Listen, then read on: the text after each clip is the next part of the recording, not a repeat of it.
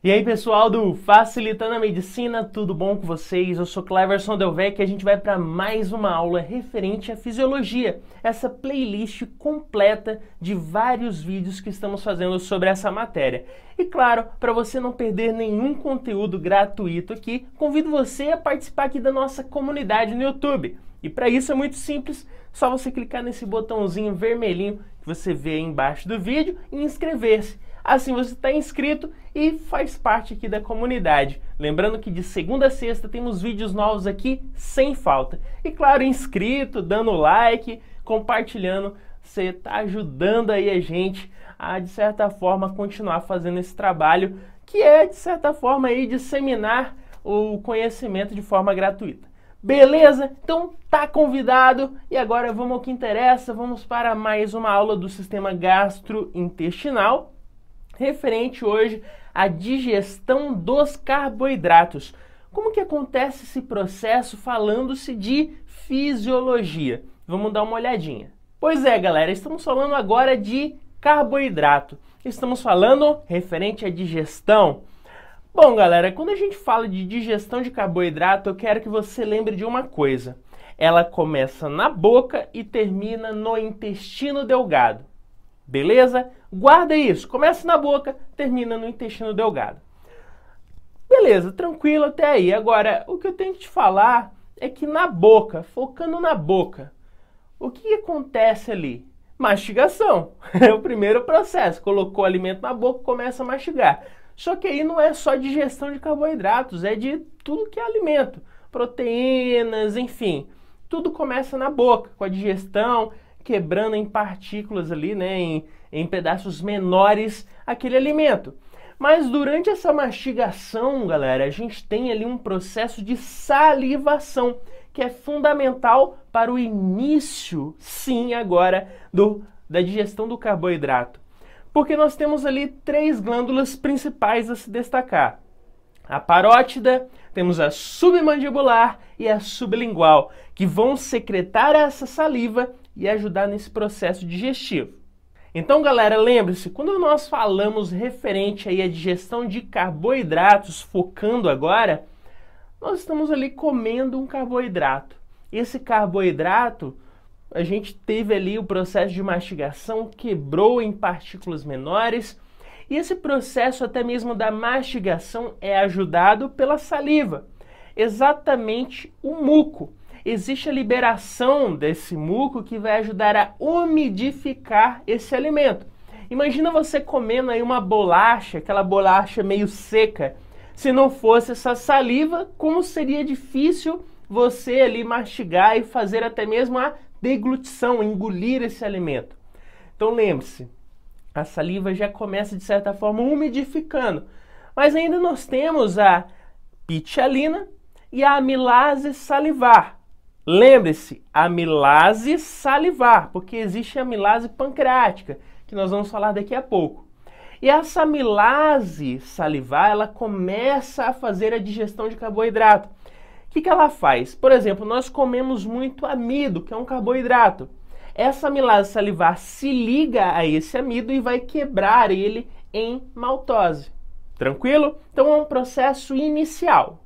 E por que eu falo inicial? Galera, é óbvio que todo carboidrato não vai ser digerido ali na boca. Até porque tem gente que pega o pedaço de alimento e engole de vez, nem mastiga direito na hora da pressa. Tem gente, às vezes até eu mesmo faço isso, né? Na hora da pressa ali, tem que estudar, tem que fazer não sei o quê. Enfim, a gente faz as coisas na pressa e acaba engolindo ali, né? Deglutindo aquele alimento e sem realmente fazer esse processo inicial. Por isso a mastigação é muito importante. Então lembre-se, a amilase salivar já começa a quebrar aquele carboidrato. O amido, por exemplo, quebra em maltose. Beleza?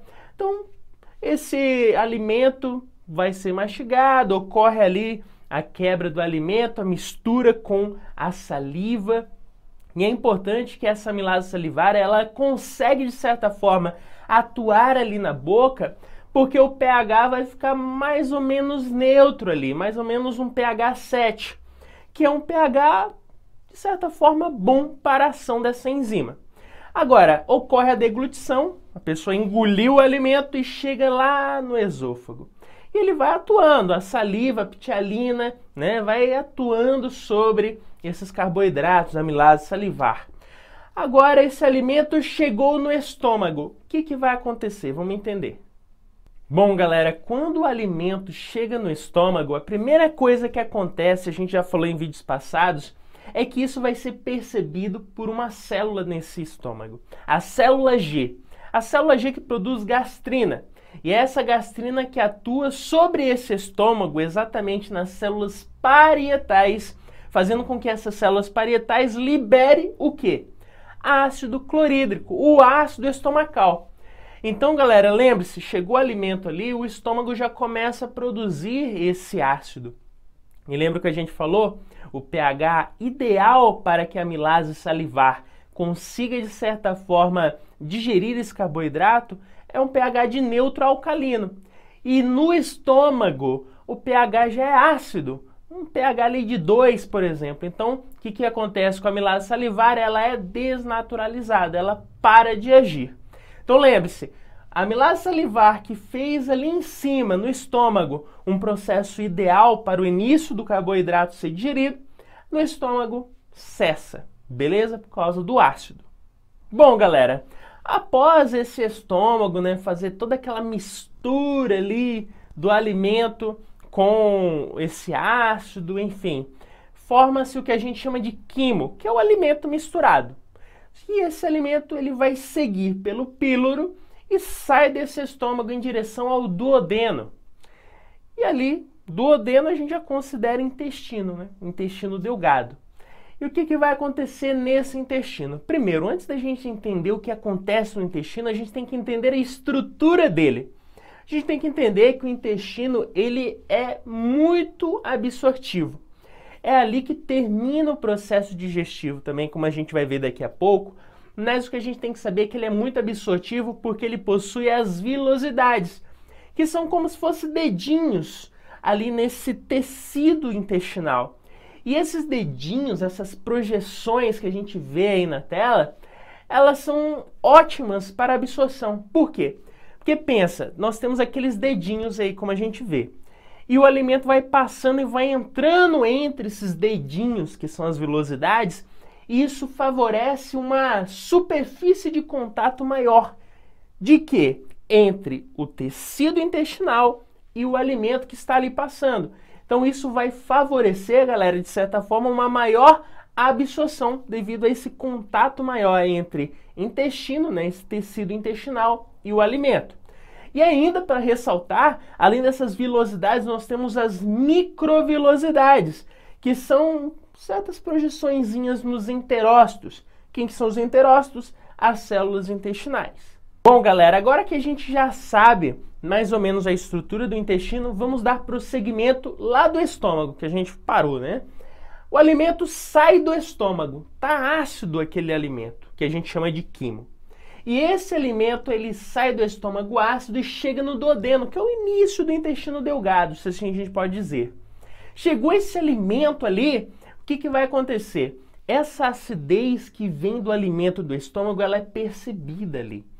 Beleza? Chegou o alimento ácido, as células S do duodeno, do intestino delgado, percebe essa acidez e produz secretina.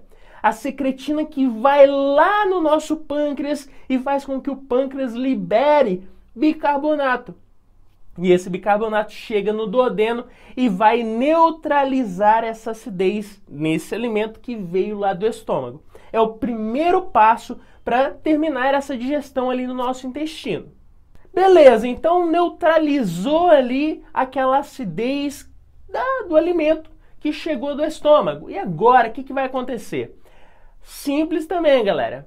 Quando existe a chegada do alimento nesse intestino, basicamente no duodeno, também vai ser percebido por células. Células estas que vão produzir colecistoquinina.